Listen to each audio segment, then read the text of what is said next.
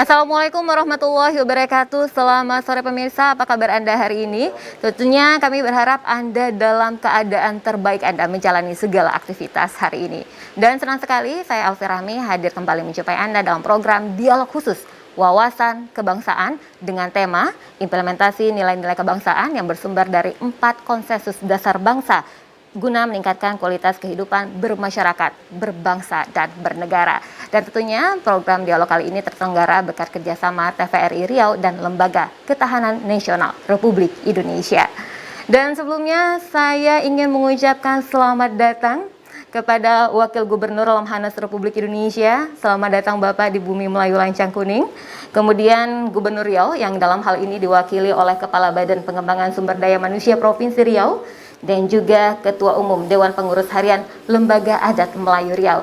Juga bapak-bapak, ibu-ibu yang sudah hadir dalam kesempatan kali ini, baik yang hadir di studio maupun yang juga menyaksikan acara ini secara live, karena siaran-siaran yang disiarkan di TVRI Riau juga dapat Anda saksikan secara live streaming melalui akun media sosial TVRI Riau di Facebook dan juga di YouTube.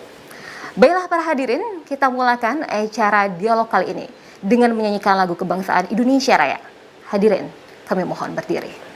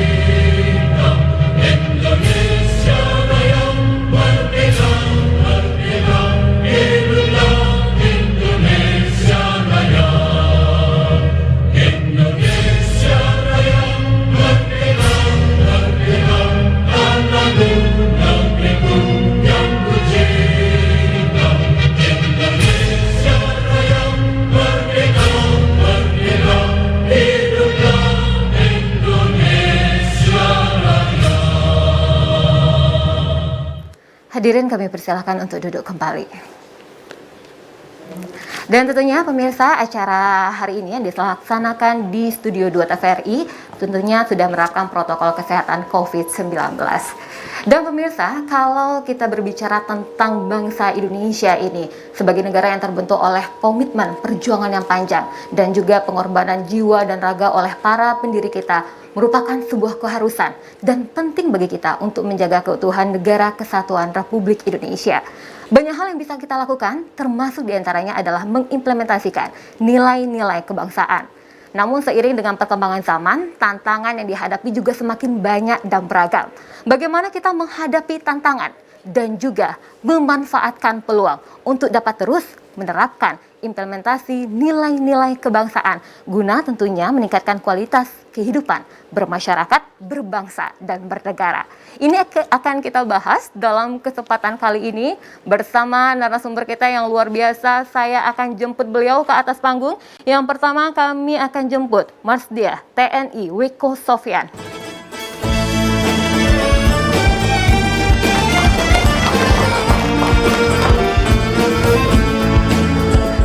Dan pemirsa, beliau adalah Wakil Gubernur Lemhanas Republik Indonesia.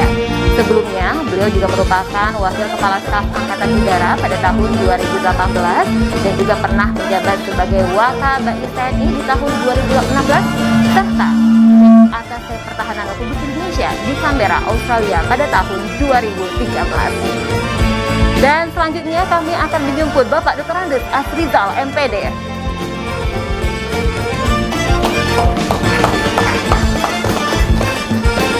Beliau adalah Kepala Badan Pengembangan Sumber Daya Manusia Provinsi Riau. Dan sebelumnya, beliau juga pernah menjabat sebagai Kepala Dinas Perindustrian, Perdagangan, Koperasi, dan UKM Provinsi Riau. Dan terakhir saya juga ingin menjemput Datuk Sri Syahril Abu Bakar. Beliau merupakan Ketua Umum Dewan Pengurus Harian Lembaga Adat Melayu Riau dan juga merupakan Ketua PMI Provinsi Riau. Boleh kita berikan tepuk tangan yang paling meriah untuk ketiga narasumber kita kali ini. Silakan Bapak-bapak. Sehat hari ini ya Pak ya? Alhamdulillah sehat. Ini kita akan berbicara panjang, berbicara penting juga karena ini yang kita bicarakan tentang bangsa. Bagaimana kita mengimplementasikan nilai-nilai kebangsaan. Namun sebelum kita jauh berbicara banyak hal Pak, saya ingin kita semua berpijak dari perspektif yang tidak jauh berbeda. Seberapa penting Pak? Kita perlu nih Pak memahami, mendalami implementasi nilai-nilai kebangsaan itu. Silakan Bapak. Saya pertama kali. Baik, pertama-tama saya ucapkan Assalamualaikum warahmatullahi wabarakatuh. Terima kasih kepada TVRI Riau yang telah mengundang kami, Lembaga Ketahanan Nasional Republik Indonesia, untuk hadir di sini dalam rangka kegiatan pemantapan nilai-nilai kebangsaan yang diarahkan kepada masyarakat di Provinsi Riau. Salam sehat untuk masyarakat Provinsi Riau. Terkait dengan apa yang tadi yang disampaikan oleh pembawa acara bahwa kita tahun ini, tahun 2022, tepatnya nanti tanggal 17 Agustus 2022, kita akan merayakan Hari Proklamasi ke-77 Negara Republik Indonesia. Kalau dilihat dari usianya 77 tahun, itu bukan usia yang singkat, cukup panjang, catatan sejarah, dinamika yang sudah berjalan, dan seperti halnya komunitas atau beberapa negara lainnya, bahwa untuk menjaga satu kesatuan itu diperlukan adanya kesepakatan. Dan founding father kita sudah menyepakati bahwa pedoman dasar daripada negara Republik Indonesia itu adalah ada 4, yaitu pertama Pancasila sebagai falsafah hidup kita, kedua Undang-Undang Dasar 1945 sebagai dasar hukum jalannya pemerintahan di Republik Indonesia, yang ketiga Negara Kesatuan Republik Indonesia. Ini sudah tidak perlu ditawar lagi, di mana dari Sabang sampai dengan Merauke, dari Kepulauan Nias di atas sampai dengan Kepulauan Roti di bawah, itu adalah merupakan suatu negara kesatuan Republik Indonesia. Dan yang terakhir adalah Sesanti Bhinneka Tunggal Ika, yang mengarwahkan atau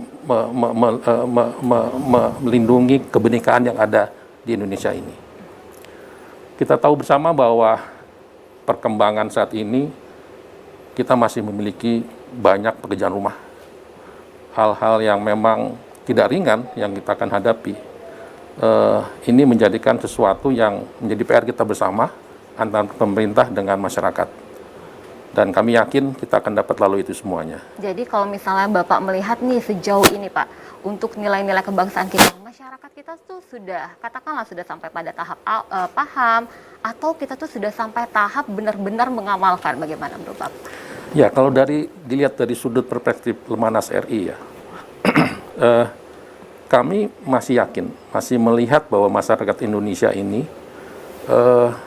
masih memiliki suatu komitmen untuk menjalankan 4 konstitusi dasar.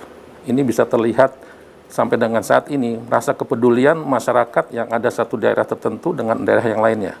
Bagaimana mereka saling untuk mencoba untuk membantu permasalahan-permasalahan hidup yang ada di daerah lainnya. Ini merupakan satu bentuk bahwa mereka masih melaksanakan 4 komite dasar tersebut, meskipun memang belum optimal. Lalu kedua, Lemhanas RI pun juga melihat bahwa masih banyak masyarakat Indonesia, baik yang ada di ujung barat maupun ujung timur, ini sudah kita laksanakan oleh Lemhanas RI khususnya, di dalam kegiatan-kegiatan yang berkaitan dengan nilai-nilai kebangsaan. Seperti... Antusias mereka cukup tinggi. Oke. Nah, ini yang menjadikan keyakinan Lemhanas RI bahwa kita masih tetap menjalankan konsensus dasar 4 konsensus dasar tersebut sampai dengan sekarang. Dan Lemhanas RI ke depan tetap akan melaksanakan tugas pokoknya, salah satunya adalah pemantapan nilai-nilai kebangsaan itu sendiri. Pemantapan nilai-nilai kebangsaan. Namun seiring dengan perkembangan zaman, seperti yang sudah disampaikan di awal tadi, bisa jadi ya Pak Wiko ya, tantangan yang kita hadapi ini semakin berbeda, beragam. Kalau menurut Pak Asridal sendiri, terutama di saat ini Bapak, tantangannya tuh bagaimana Bapak? Dan seberapa besar akhirnya nanti dengan penerapan nilai-nilai kebangsaan itu kita bisa menghadapi tantangan itu? Baik, kalau kita lihat kondisi hari ini, tentunya kita tidak bisa terlepas dari namanya globalisasi. Globalisasi hari ini membuat dunia tanpa batas. Kejadian di belahan bumi lain dapat kita saksikan dalam waktu bersamaan. Tentunya budaya dari negara lain juga bisa masuk ke kita.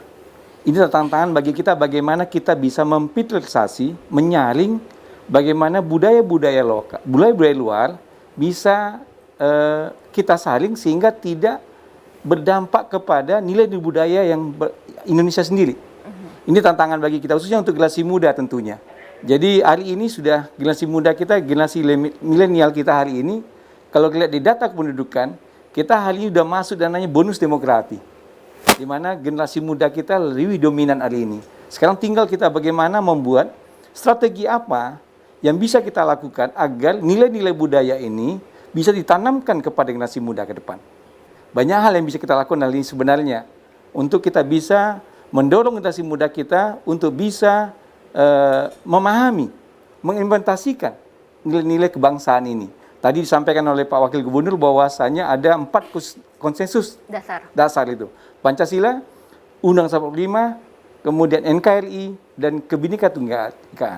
Kita bicara hari ini, di bidang kebinekaan kita boleh, yang disampaikan tadi bahwasanya bencana di daerah lain, dengan spontanitas masyarakat kita mengumpulkan biaya, uang, untuk membantunya. Ini menggambarkan bahwasanya rasa kebangsaan itu masih tinggi loh.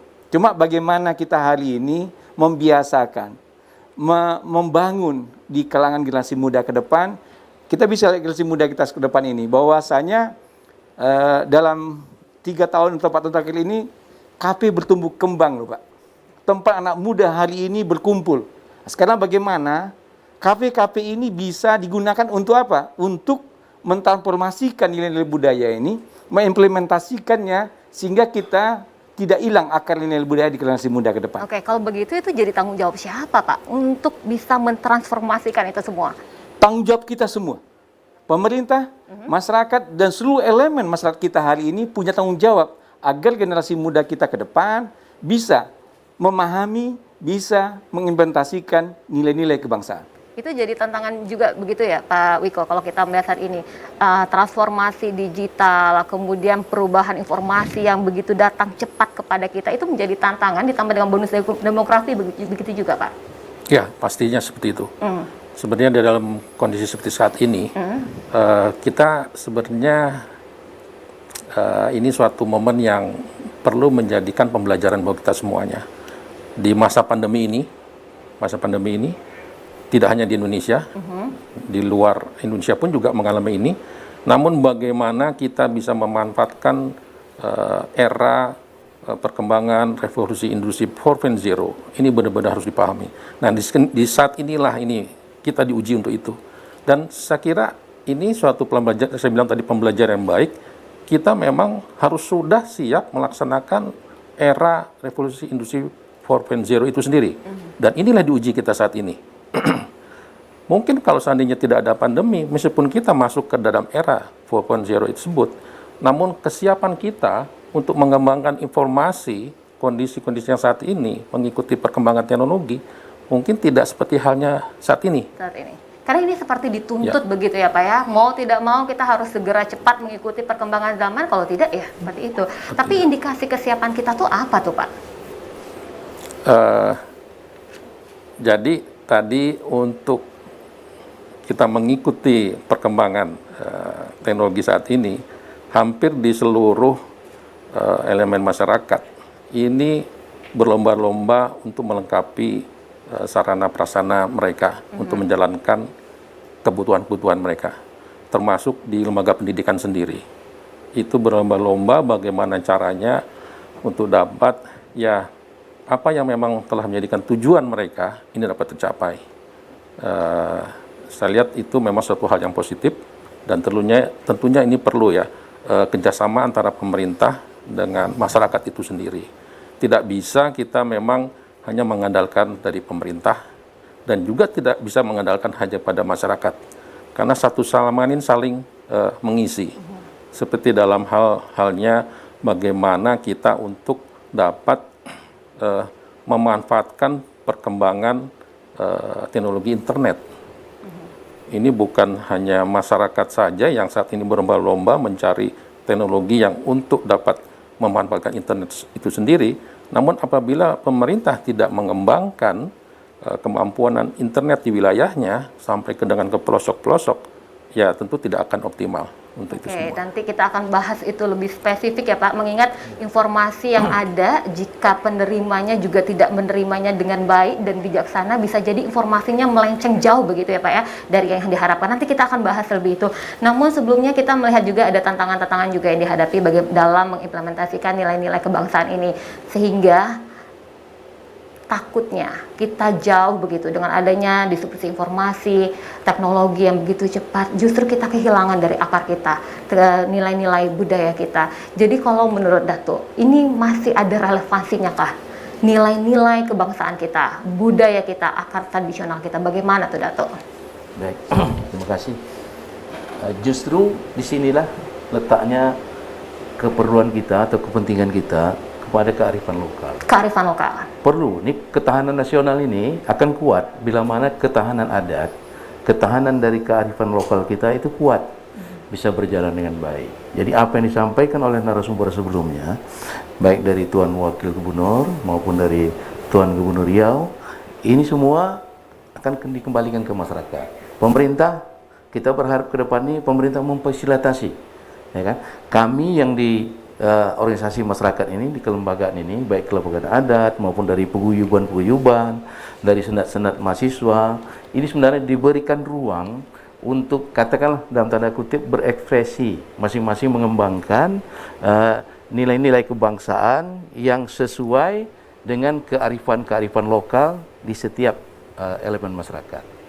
Ini mungkin arti pentingnya. Walaupun di tengah tantangan globalisasi seperti saat ini, tetap. Walaupun di tantangan globalisasi, kalau nilai-nilai adat budaya kita kan sejalan dengan nilai-nilai kebangsaan tadi, ya kan? Nilai-nilai yang terkandung di kelembagaan kemahasiswaan kan sejalan dengan apa yang kita niatkan di dalam mewarisi nilai-nilai kebangsaan itu. Ya kan? Apalagi adik-adik mahasiswa ini, mereka nanti yang menjadi pewaris. Justru banyaknya mungkin di mereka atau di generasi-generasi milenial tadi. Tadi Bapak Kepala Badan sudah menyampaikan, kalau tak salah saya, statistik terakhir, hampir 60% penduduk Indonesia ini generasi muda, generasi milenial. Maka kita beralih ini. Kita biasanya melakukan sosialisasi, pendekatan lewat media-media konvensional. Ternyata menurut penelitian, generasi muda tak menonton lagi yang di situ. Tahu-tahu tak membaca. Sudah bergerak ke arah digital. Digital, semua di arah digital. Nah, TPRI pun sudah berubah ke arah digital ini. Tapi walaupun generasi milenial merupakan ujung tombak Indonesia Emas 2045, tapi generasi lainnya tetap boleh ikut aktif begitu ya Pak Wagub, untuk mengimplementasikan nilai-nilai kebangsaan begitu ya? Begitu Pak? Ya. Jadinya kalau bicara nilai-nilai kebangsaan tidak hanya menyasar kepada milenial, tapi juga lapisan masyarakat secara keseluruhan. Ya, saya setuju sekali untuk itu. Jadi memang semuanya ini tidak lepas dari pemerintah dan masyarakat memang. Namun memang harus dipelopori dari kita yang memang mempunyai kewenangan untuk itu. Dan memang benar itu harus mencakup kepada seluruh elemen bangsa yang ada di Indonesia ini. Ini harus menjadi kepedulian kita bersama. Oke, dan sejauh apa yang sudah dilakukan, implementasi nilai-nilai kebangsaan yang mana, dalam bentuk apa yang sudah dilakukan oleh Lembaga Ketahanan Nasional Republik Indonesia dan juga dari pemerintah daerah serta Lembaga Adat Melayu Riau, nanti kita akan bahas usai jeda pariwara berikut ini. Tetaplah bersama kami dalam Dialog Khusus Wawasan Kebangsaan.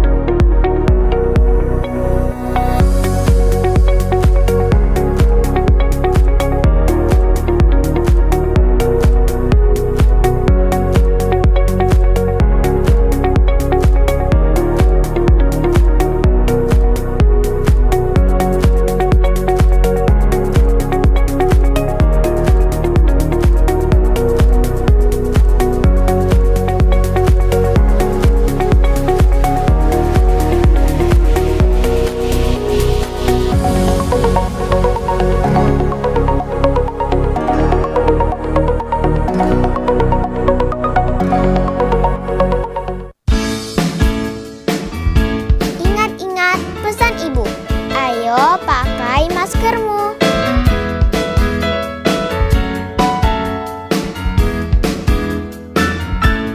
Sebelum dan sesudah bermain, harus rajin cuci tangan.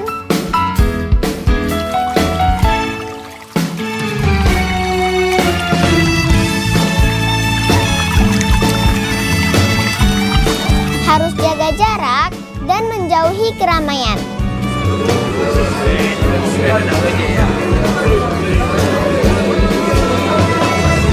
Ayo ingat pesan ibu, untuk aku dan kamu.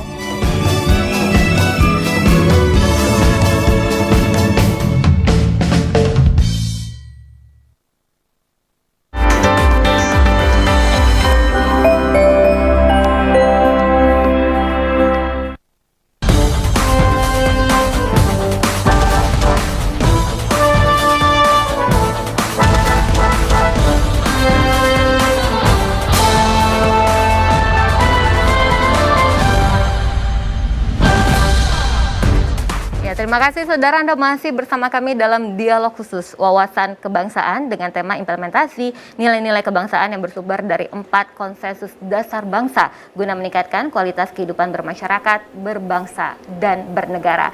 Kami masih bersama Wakil Gubernur Lemhanas Republik Indonesia dan juga Gubernur Riau yang dalam hal ini diwakili Kepala Badan Pengembangan Sumber Daya Manusia Provinsi Riau dan juga Ketua Umum Dewan Pengurus Harian Lembaga Adat Melayu Riau.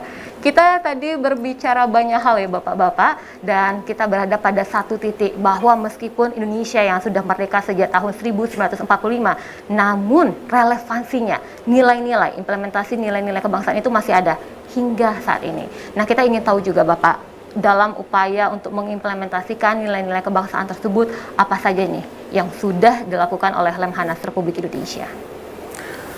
Baik, di Lemhanas RI ini kita memiliki 3 kedeputian. Ada kedeputian bidang pendidikan yang mana tiap tahunnya mencoba untuk melaksanakan kegiatan pendidikan bagi para pemimpin-pimpinan nasional di masa mendatang. Lalu juga mengadakan kajian-kajian atau kedeputian pengkajian. Ini melaksanakan kegiatan pengkajian strategis yang sifatnya nasional maupun internasional. Yang ini nantinya akan menjadikan masukan bagi pemerintah dan presiden dalam hal ini yang memang sebagai atasan langsung Lemhanas. Nah, yang ketiga ini adalah kedeputian pemantapan nilai-nilai kebangsaan, yang mana kita kenal selama ini adalah kedeputian Taplai. Namun belakangan ini kita sebutkan sebagai kedeputian kebangsaan. Kebangsaan. Iya. Nah, kedeputian inilah yang melaksanakan tugas untuk melaksanakan kegiatan pemantapan nilai-nilai untuk masyarakat Indonesia, di mana tiap tahunnya kita mempersiapkan agenda-agenda kepada masyarakat bagaimana pelaksanaan kegiatan pemantapan nilai-nilai kebangsaan ini dapat tersalurkan ke masyarakat Indonesia sesuai apa yang kita harapkan. Nah, di tahun 2021 kemarin, sebenarnya kita tiap tahun berubah-ubah. Kita melihat daripada suasana pada saat itu. Kita melaksanakan kegiatan yang disebut Gebyar Wawasan Kebangsaan. Gebyar Wawasan Kebangsaan. Ya. Dan itu kita juga melihat eventnya pada waktu itu, event apa? Nah, kemarin ini kita melaksanakan Gebyar Wawasan Kebangsaan dalam rangka hari lahirnya Pancasila. Juni berarti ya Pak ya? Juni. Kita membutuhkan masyarakat kita ini memahami bagaimana sebenarnya lahirnya Pancasila ini sendiri. Mungkin kita sama-sama mengikuti, masih banyak orang yang berpendapat bahwa lahirnya Pancasila itu tanggal sekian, 1 Juni. Ada yang menyebutkan 18 Agustus, dan lain-lain sebagainya. Nah, ini kita benar-benar memberikan gambaran yang sebenarnya kepada masyarakat. Seperti apa sebenarnya lahirnya Pancasila itu sendiri. Lalu juga Gebyar Wawasan Kebangsaan dalam rangka Sumpah Pemuda. Ini kita mencoba untuk memahami masyarakat Indonesia bagaimana sampai terbentuknya Sumpah Pemuda itu sendiri. Nah, ini salah satu implementasi yang kita laksanakan di tahun 2021 kemarin. Dan kedepannya tetap akan kita kembangkan berbagai inisiasi-inisiasi yang sesuai dengan zamannya pada saat itu. Ada satu kegiatan event level internasional yang kita lakukan. Kita sebutkan itu namanya Jakarta Geopolitical Forum, di mana kegiatan tersebut kita mengundang para narasumber dari dalam negeri maupun mancanegara. Tentu juga itu terkait dengan tema yang kita angkat pada waktu itu. Waktu itu temanya? Tahun 2021 kemarin kita angkat temanya berkaitan dengan masalah teknologi. Teknologi. Karena kita menyadari bersama bahwa kemajuan teknologi ini sangat pesat, dan apabila tidak diwaspadai dan tidak dipahami benar-benar oleh masyarakat kita, ya banyak hal-hal seperti hal hoax, bagaimana kita menghadapi hoax itu sendiri. Bagaimana kita menghadapi teknologi-teknologi yang sebenarnya itu harus sudah diatur, terutama pada generasi penerus, terutama kepada kaum anak-anak malahan saat ini. Ini sudah memegang gadget itu. Lebih cepat daripada seharusnya, begitu ya Pak ya? Betul. Nah, itulah yang kemarin ini kita coba minta masukan dari para narasumber, baik itu dari tingkatan nasional maupun internasional, untuk bisa memahami arti kemajuan teknologi itu sendiri. Dan teknologi dengan wawasan kebangsaan ini juga sangat berkaitan erat, begitu Pak Wiko? Sudah pasti. Dengan adanya pemahaman tentang teknologi yang kurang, sehingga ini akan menggerus tadi yang sudah disampaikan oleh Bapak Ketua Adat Provinsi Riau. Ini nilai-nilai kebangsaan, nilai-nilai kultur daripada masyarakat itu bisa tergerus kalau seandainya pemanfaatan daripada teknologi itu tidak dilakukan sebagaimana semestinya, sebagaimana kita harus atur itu semuanya. Saya kira mungkin kita yang mempunyai keluarga, atau mungkin anak saya kemudian masih kecil, ini saya bisa melihat langsung bagaimana anak-anak zaman now, begitu ya Pak? Betul sekali. Ini sangat perlu kita waspadai untuk perkembangan anak-anak kita di masa depan nanti. Baik, tapi ini ada Jakarta Geopolitical Forum, jadi tidak hanya kegiatannya nasional, namun juga internasional. Dihadiri oleh siapa saja waktu Jakarta Geopolitical Forum? Dari internasional itu siapa saja nih Pak? Kembali lagi, ini kemajuan teknologi. Semula pada waktu itu kita melaksanakan secara langsung, tatap muka langsung. Kita laksanakan di suatu hall, kehadiran sampai dengan 300-400 peserta waktu itu. Dan itu memerlukan effort yang sangat besar sekali.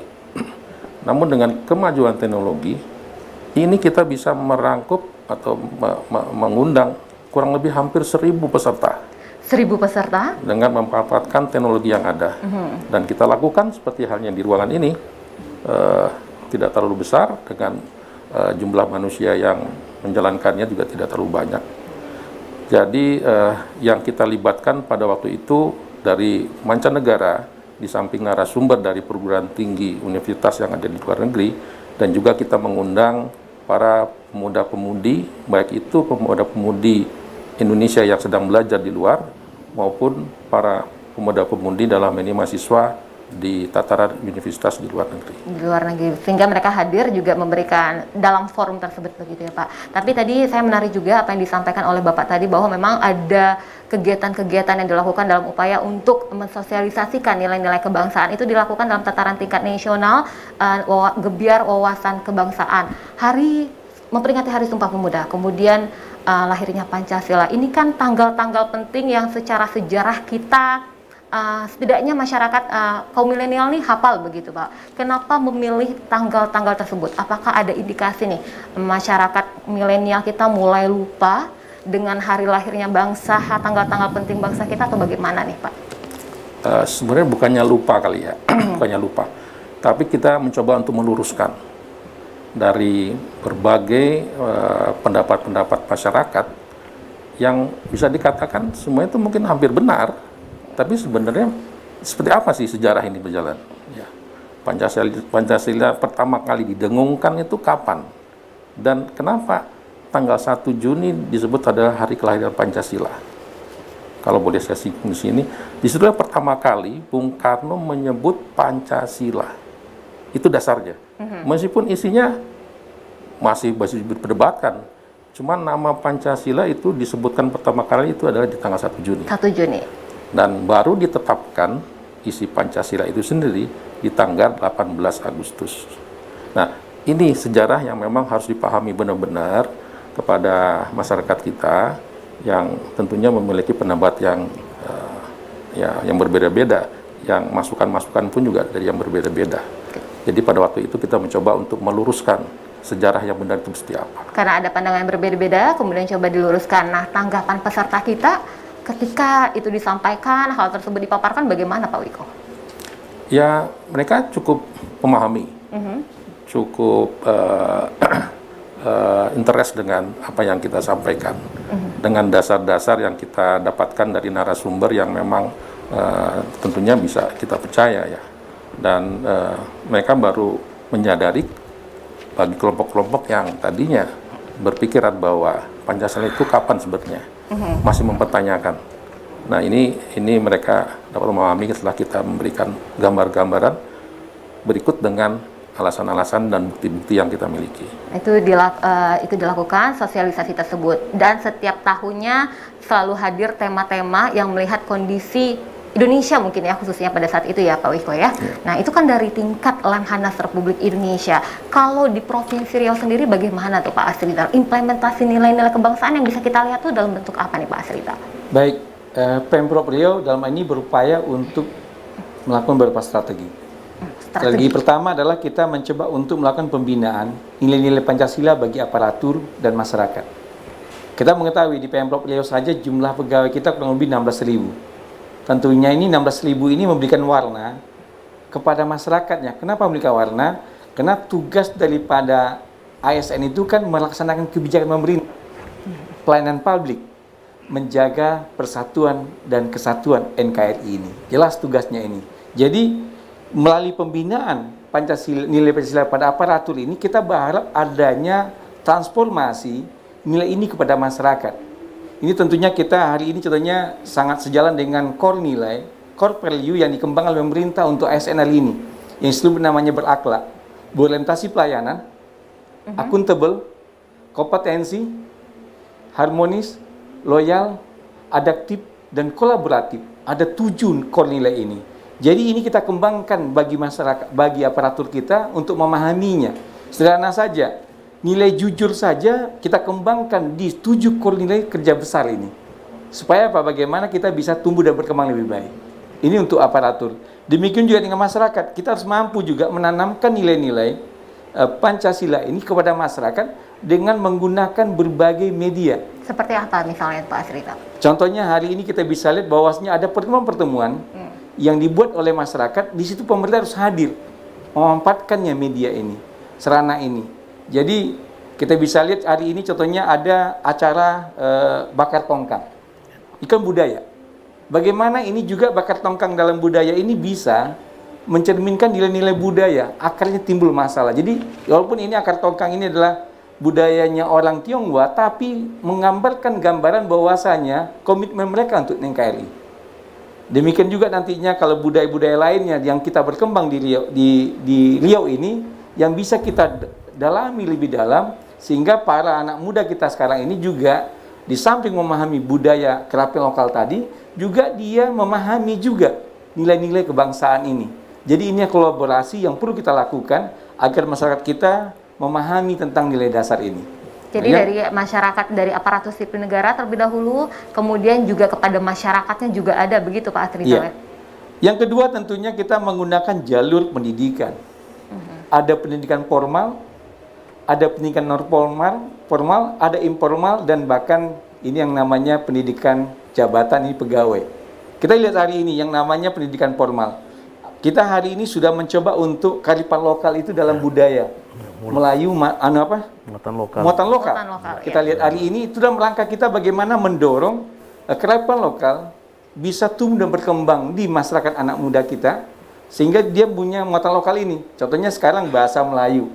Bagaimana bahasa Melayu itu juga dipahami oleh masyarakat kita orang Riau akan bahasa Melayu ini. Ya, jadi izin Pak Datu, kalau misalnya kita lihat sekarang ini kan di jalan-jalan, khususnya kalau misalnya di kantor-kantor ada menggunakan tulisan Arab Melayu, itu bagian dari muatan lokal kita juga? Bagian dari muatan lokal.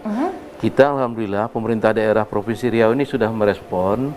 Kita muatan lokal budaya Melayu Riau itu sudah diatur menggunakan perda. Dan pergubnya juga sudah lahir, dan beberapa kabupaten sudah hadir juga peraturan-peraturan bupati. Mulai dari siswa PAUD, SD, SMP sampai SMA, dan nanti mudah-mudahan akan masuk ke perguruan tinggi. Perguruan tinggi. Jadi kalau misalnya Pak Wiko jalan-jalan ke Kota Pekanbaru, wilayah Provinsi Riau pada umumnya, ini sangat mudah ditemukan begitu Pak Wiko. Tulisan nama jalan, di bawahnya ada bahasa Arabnya, tapi kita menulisnya bahasa Arab Melayu. Itu bahasa transliterasinya begitu ya. Di bandara kita sudah perkenalkan juga, di samping kalau nanti Marsikal datang ke Bandara Simpang 3 akan mendengar di samping ada bahasa Indonesia, ada bahasa Inggris, ada bahasa Melayu. Bahasa Melayunya begitu. Jadi ini yang sudah dilakukan oleh pemerintah Provinsi Riau, kemudian ada dari sisi aparatur sipil negaranya, masyarakatnya, ada juga dari jalur pendidikannya begitu ya Pak Asrizal ya? Iya. Jadi jalur pendidikan saya sampaikan dari kalau formal mungkin dari SD, SMP, SMA, dan kewenangan perguruan tinggi kan pusat. Ini jelas jadi kewenangan ini. Kemudian kalau jalur informal itu saya bilang tadi, mulai daripada PAUD, Pak. Dari PAUD bahkan sebelum SD ini ya? Sudah kita kembangkan bagaimana nilai budaya itu, nilai kebangsaan kita tanamkan dari PAUD itu, dan sampai TK. Ini jalur namanya informal. Sedangkan non formal adalah bentuknya pendidikan yang di luar formal tadi. Jadi ini kita kembangkan bagaimana pemahaman nilai-nilai kebangsaan itu tumbuh dari bawah sebenarnya. Jadi ini sentuhan dari pemerintah bagaimana masyarakat kita memahami nilai-nilai kebangsaan ini sehingga mampu diimplementasi dalam kehidupannya. Memang berat tantangan kita hari ini di PAUD contohnya. Anak-anak kita sekarang tuh lebih cinta dia kepada HP-nya. Nah ini seperti disampaikan Pak Wiko tadi. Ini saya bilang ya? tadi ini. Jadi bagaimana dia bisa kita menggunakan media-media lokal yang bisa untuk menarik mereka untuk memahami ini. Sederhana saja di bidang ekonomi loh. Hari ini kita bisa lihat. Riau itu punya yang namanya pohon sialang. Ya, pohon sialang, madu. Nah, sekarang madu ini ekonomi. Ini kan suatu ekonomi kerakyatan. Yep. Nah, sekarang bagaimana implementasi madu sialang itu menjadi kearifan lokal yang juga mencerminkan kebangsaan nasional, nilai kebangsaan. Bisa sampai sejauh itu ya, Iya. Pak Asrizal ya? Wah, ini kalau misalnya kita dalami lebih lanjut ini bisa jadi 3 SKS sepertinya ya Pak Wiko dan Pak Asrizal. Namun saya melihat banyak sekali upaya yang sudah dilakukan oleh pemerintah kita, baik dari Lemhanas Republik Indonesia, kemudian dari pemerintah daerah. Nah, dari Datuk sendiri melihat upaya-upaya yang dilakukan oleh pemerintah kita ini seperti apa? Sudah pas atau ada lagi nih yang memang benar harus diperhatikan tapi miss sepertinya? Seperti apa Datuk? Sudah banyak, kita melihat sudah banyak dilakukan oleh pemerintah, baik mulai dari pusat sampai ke pemerintah kecamatan lah, boleh dikatakan yang terdepan, pemerintahan desa. Ini sudah dilakukan. Cuman ruang kita mensosialisasikan mesti kita rubah. Nah, kalau dulu kita menggunakan media-media konvensional, hari ini media konvensional tadi karena sudah tak dibaca atau sudah tak ditonton oleh anak muda ini, kita harus masuk ke media-media sosial tadi. Nah, ini mesti ada. Ya misalnya di Instagram, di WA, atau di Google, di YouTube. Mungkin Lemhanas dan lembaga-lembaga yang lain dengan sesuai dengan tupoksi masing-masing, mungkin sosialisasinya lebih banyak ke sini. Karena anak muda bacanya di situ, yang melihatnya di situ kan. Nah.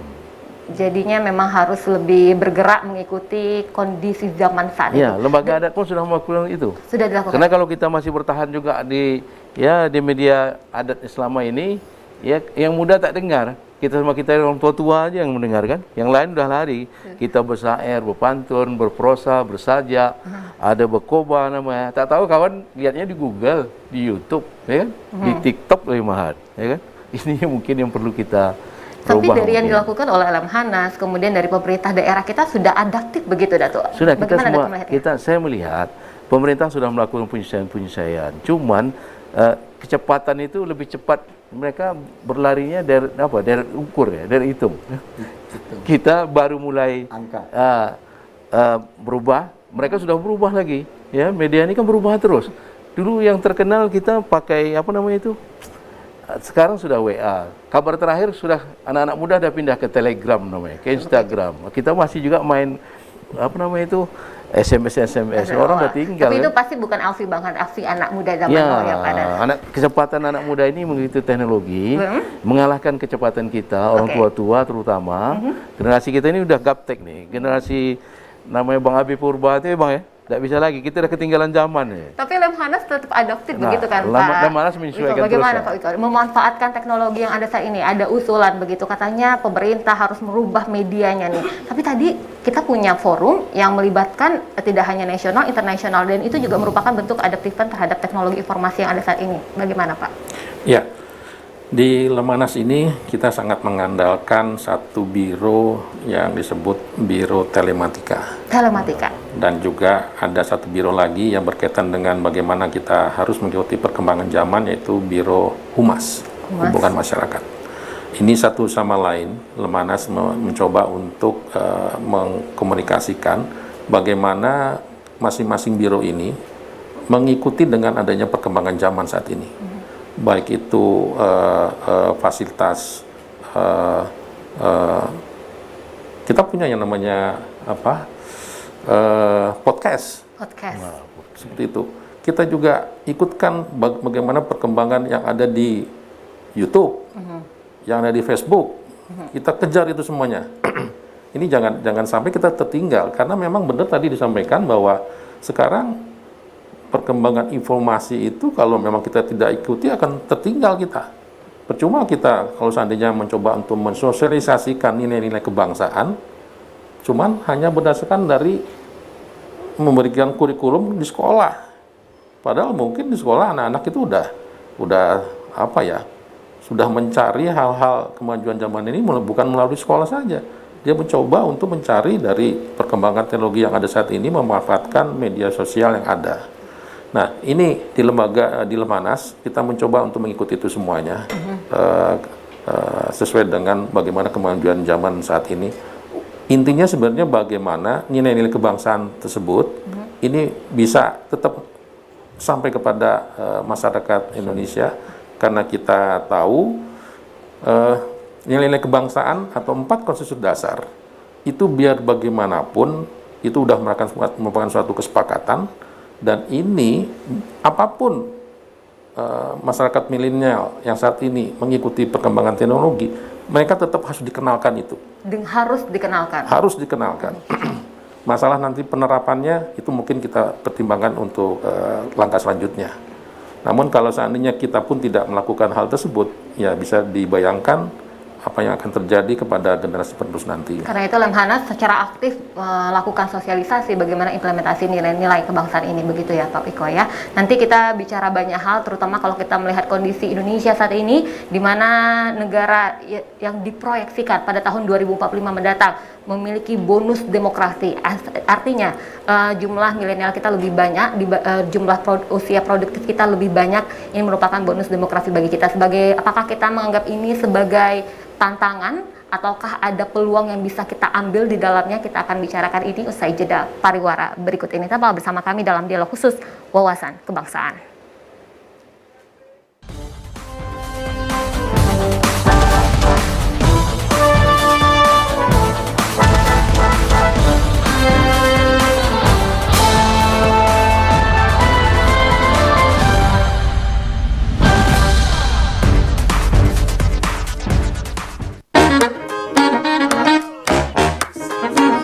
Halo, aku Modi, Sobat Digitalmu.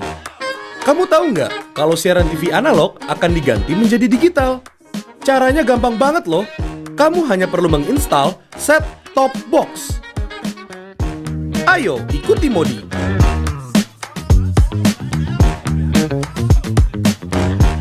Siaran TV digital membuat gambar televisimu menjadi lebih bersih.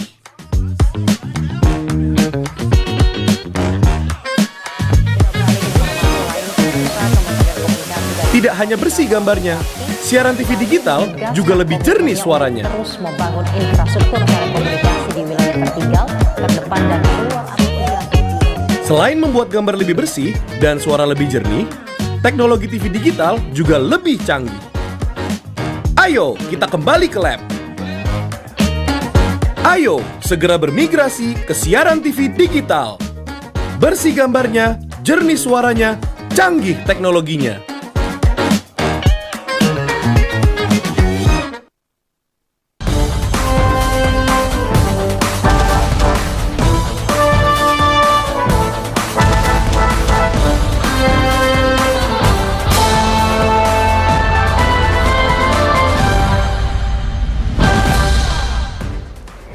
Ya, terima kasih saudara, Anda masih bersama kami dalam dialog khusus Wawasan Kebangsaan. Tadi sebelum jeda kita berbicara banyak hal dan tibalah kita pada saat yang ingin saya benar-benar juga ingin tahu, terutama melihat kondisi yang ada saat ini. Ini terkait dengan hoax Bapak. Era disruptif informasi tidak menutup kemungkinan, bahkan banyak sekali terjadi hoax. Kalau boleh sedikit mengambil informasi yang dikeluarkan bahwa akumulasi tema hoax tahun 2020 ini sebanyak hampir 30% ini berkutat tentang bencana kesehatan. Kemudian karena di tahun 2020 kita berbicara ada pilkada serentak pada tanggal 9 Desember, ada hoax tentang politik dan disusul oleh kesehatan, lain-lain serta agama dan juga etnis. Begitu Pak, terkait dengan akumulasi hoax yang ada di tahun 2020. Nah, terkait itu sendiri sebenarnya apa saja sih yang sudah dilakukan oleh Lemhanas Republik Indonesia yang sudah dilakukan dan akan dilakukan untuk menghadapi tantangan hoax ini, Pak Wiko?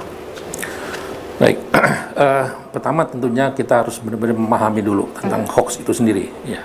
Kenapa hoax itu bisa jadi ada berkembang saat ini? Kita harus benar-benar memahami ini situasinya saat ini memang eranya eranya keterbukaan. Hoax itu memang bagian daripada era keterbukaan, bagian daripada eranya demokrasi. Era demokrasi. Ya. Ini harus kita pahami benar-benar. Dan bebas-bebas saja kalau seandainya mau menyampaikan suatu pemberitaan yang tidak benar. Ini banyak ini, kita bisa lihat di beberapa media sosial yang menyampaikan hal-hal hanya untuk memancing yang bersangkutan untuk membaca. Padahal isinya nggak ada. Ada itu di media sosial tertentu.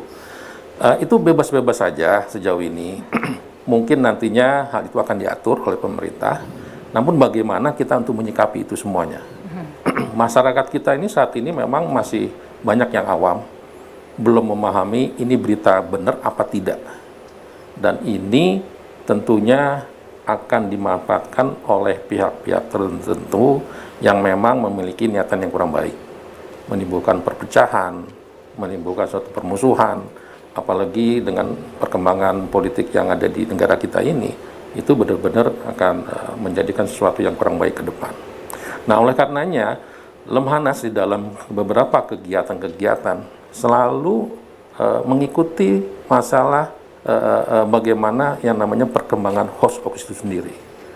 Kita selalu mensosialisasikan kepada peserta maupun peserta pendidikan yang ada di Lemhanas maupun kegiatan-kegiatan seperti halnya besok yang akan dilaksanakan oleh Lemhanas di Pekanbaru ini, yaitu kegiatan pelatihan untuk pelatih. untuk memberikan sedikit gambaran bagaimana kita untuk menyikapi hoax itu.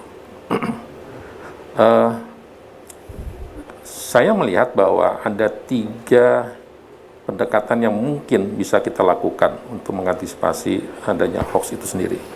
Ini dari masukan dari beberapa staf Lemhanas RI bahwa ada 3 pendekatan. Yang pertama pendekatan kelembagaan. Pendekatan kelembagaan. Ya, ini perlunya dari tiap kelembagaan atau pemerintah pusat maupun daerah itu harus menggalakkan bagaimana untuk menghadapi berita-berita hoax itu sendiri. Kedua, yaitu pendekatan teknologi.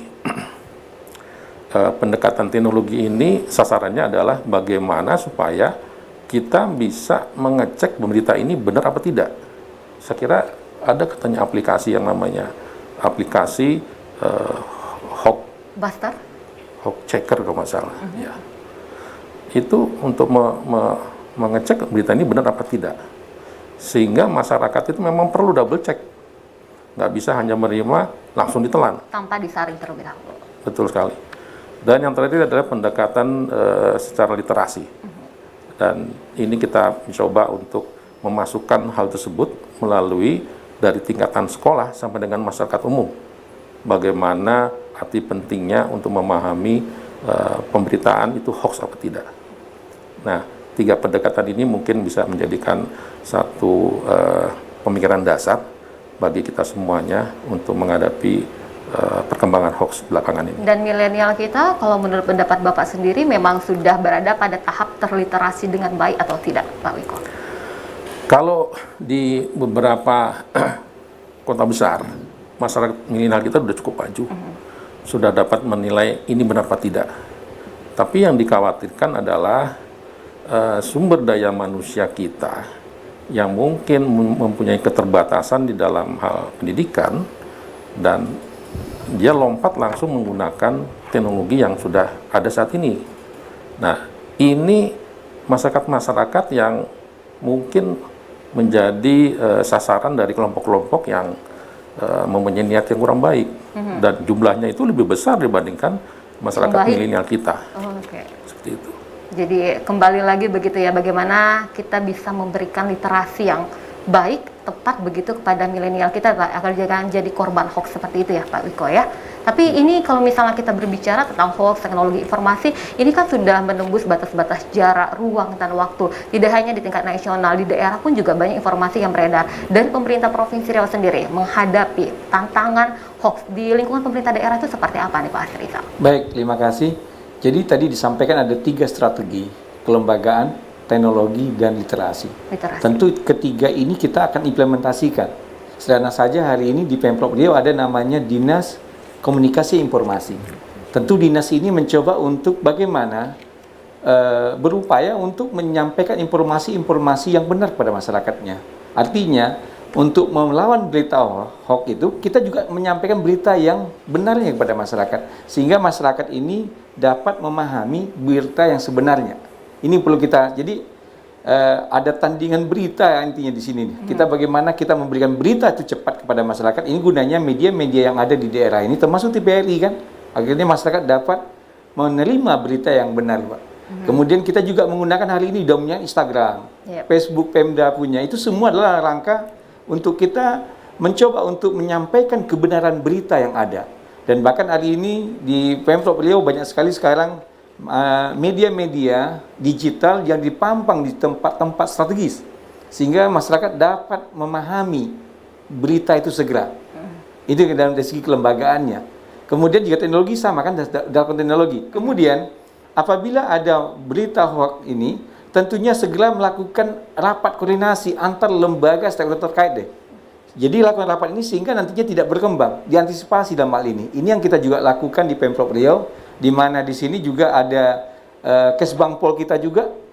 Ya, tentunya akan berupaya untuk mencoba untuk menangani berita-berita yang tidak benar ini. Ini jadinya kemudian terkait dengan berita-berita yang sifat spesifik, tentunya kita punya OPD spesifik juga yang untuk akan mampu untuk mengurangi kebenaran berita ini. Jadi berita yang benar begini, contoh kayak ini sekarang Dinas Perindustrian Perdagangan Koperasi UMKM, naiknya berita tentang harga minyak. Ini bagaimana Pemprov Riau juga bisa memberitakan tidak ada masalah minyak di Riau ini, stok ada. Nah, sehingga ini yang kita kembangkan, tidak ada resah hidup masyarakat kita. Jadi berita-berita ini segera kita bemper dengan berita yang benarnya. Kemudian tak lepas nama literasi. Nah, ini tentunya kita hari ini juga sudah punya perpustakaan pustaka yang cukup besar dan megah di Riau ini. Kita mengembangkan literasi hari ini, literasi yang sifat online tadi. Jadi masyarakat ini perannya sangat besar supaya masyarakat kita punya pengetahuan, punya pemahaman tentang perubahan-perubahan yang terjadi di belahan bumi ini termasuk di Indonesia dan di daerah sendiri. Dan kalau misalnya kita lihat bagaimana konten hoax yang ada per hari ini 7 Maret 2022 pada pukul 6 tadi, terutama terkait penanganan persebaran konten hoax, ini sudah ada 2.665. Begitu besarnya paparan hoax yang ada di sekitar kita sehingga penting 3 strategi tadi untuk diterapkan bagaimana kita menangani hoax yang ada. Bapak, ini sepertinya menjadi pertanyaan pamungkas saya. Dengan era globalisasi saat ini, era disruptif saat ini, di mana pertukaran informasi begitu sangat cepat, tentunya ini menjadi tantangan sendiri bagi kaum muda kita. Nah, menurut Bapak sebenarnya di tengah situasi seperti ini, bagaimana nih Pak cara kita memperkuat wawasan kebangsaan kepada anak-anak milenial ini? Dari Pak Wiko terlebih dahulu, silakan Bapak. Ya, disrupsi. Iya, disrupsi informasi. Ya, ini sekali lagi, ini pemahaman untuk itu, ini baru belakangan ini memang kita dengar, ya. Nah, ini yang benar-benar kembali lagi memang perlu pemahaman yang jelas tentang apa itu sendiri. Kalau kita bisa memahami, tentunya masyarakat kita itu akan mewaspadainya. Itu pertama.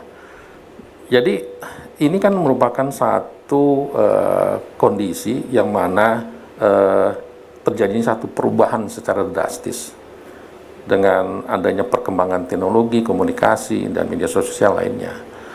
Ini menjadikan fundamental yang kita miliki sebelumnya, dasar-dasar yang menjadi pegangan kita di dalam melaksanakan kehidupan berbangsa dan bernegara, ini dengan adanya kemajuan teknologi itu berubah total.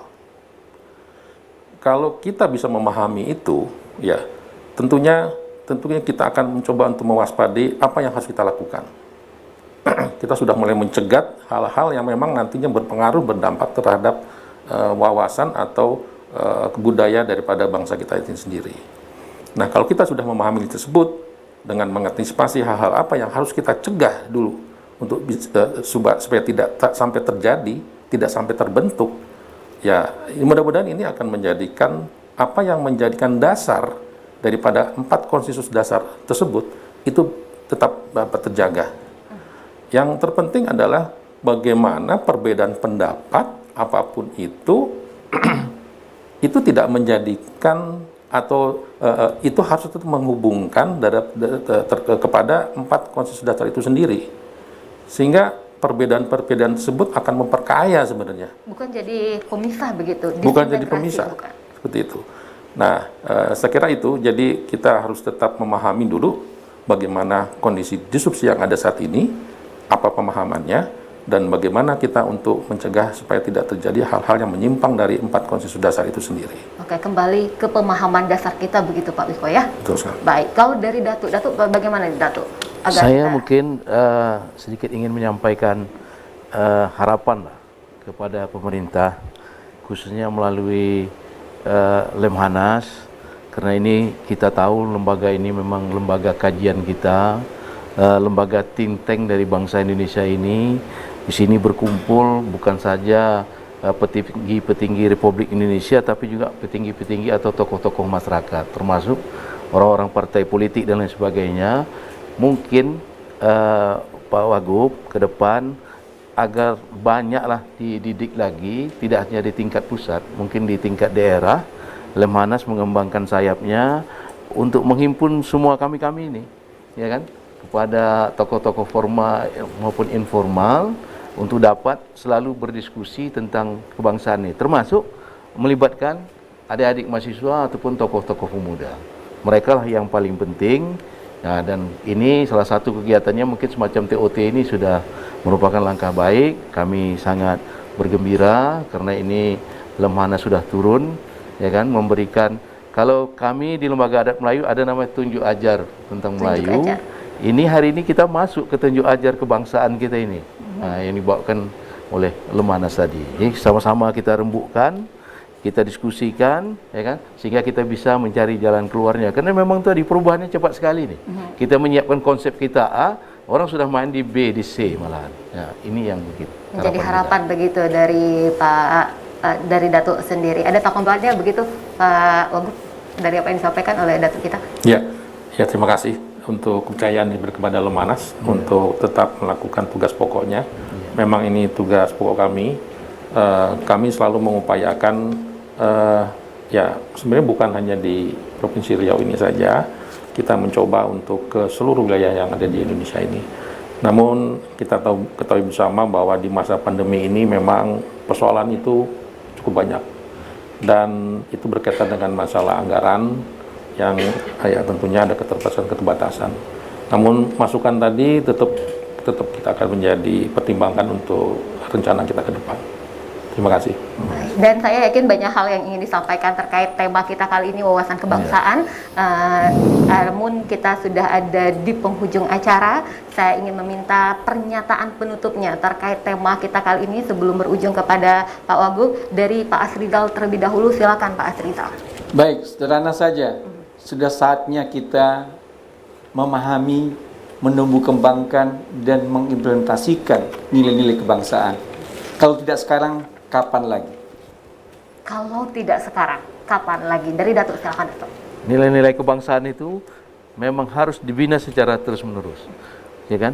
Aparat pemerintah, elemen masyarakat, tokoh-tokoh masyarakat, dengan tidak bosan-bosannya memang harus dibina. Persatuan ini memang harus dibina. Sekali lagi, perlu dibina secara terus-menerus. Perlu dibina secara terus-menerus. Dari Pak Wiko terlebih dahulu, Pak Wagub, silakan Pak Wagub. Ya, saya mendukung kedua pendapat tersebut. Namun saya melihat bahwa yang terpenting adalah bagaimana kita dapat mengimplementasikannya. Jadi tidak hanya kita mencoba untuk mengenalkan, memberikan pemahaman, tapi yang lebih terpenting bagaimana generasi muda tersebut menjalankannya, benar-benar dijalankan. Jadi percuma kalau seandainya kita hanya bisa memberikan gambaran, cuman untuk diimplementasikan kelihatannya nggak mungkin. Ya, buat apa seperti itu? Jadi yang terpenting adalah bagaimana generasi muda ini dapat mengimplementasikan nilai-nilai kebangsaan. Seberapa besar optimisme Bapak bahwa generasi milenial kita, generasi muda kita dapat mengimplementasikan nilai-nilai kebangsaan itu? Saya yakin sekali untuk itu. Generasi muda kita ini bukan generasi yang mudah menyerah. Kita bisa tunjukkan dari founding father kita, kita ini merebut kemerdekaan ini, bukan diberikan. Seperti itulah sebenarnya jiwa dan karakter bangsa Indonesia, dan itu akan terbawa oleh para kaum milenial yang sekarang ini. Demikian. Begitu besar optimisme dari Lemhanas Republik Indonesia untuk generasi milenial kita. Jadi kita generasi milenial kita begitu besar juga beban yang ada di pundak kita, jangan kita sia-siakan. Banyak dukungan begitu ya Bapak dari Lemhanas, pemerintah daerah, dari Lembaga Adat Melayu Riau juga. Terima kasih sekali lagi narasumber kita yang sudah hadir dalam kesempatan kali ini. Kami ucapkan terima kasih kepada Wakil Gubernur Lemhanas Republik Indonesia Bapak Marsikal Madya TNI Wiko Sofyan. Kemudian kami ucapkan terima kasih juga kepada Gubernur Riau yang dalam hal ini diwakili oleh Kepala Badan Pengembangan Sumber Daya Manusia Provinsi Riau Bapak Dr. Andes Asrizal MPD, dan juga kepada Ketua Umum Dewan Pengurus Harian Lembaga Adat Melayu Riau Datuk Sri Syahril Abu Bakar yang sudah hadir di sini bersama kita, memberikan value lebih bagi kita, bagaimana pentingnya implementasi nilai-nilai kebangsaan itu diterapkan untuk kita. Dan akhirnya saya Alfi Rahmi, karena ada Datuk di sini, izinkan saya berpantun begitu Pak Wagub. Begini, segelanggang sama terbilang, senggang menenggang, rasa merasa. Kalau ingin negara cemerlang gemilang, ayo 4 dasar konsensus dasar kita jaga. Akhirnya saya Alfi Rahmi mewakili seluruh sahabat kerja yang bertugas mengucapkan terima kasih atas kebersamaan Anda. Selamat sore dan Assalamualaikum warahmatullahi wabarakatuh. Waalaikumsalam.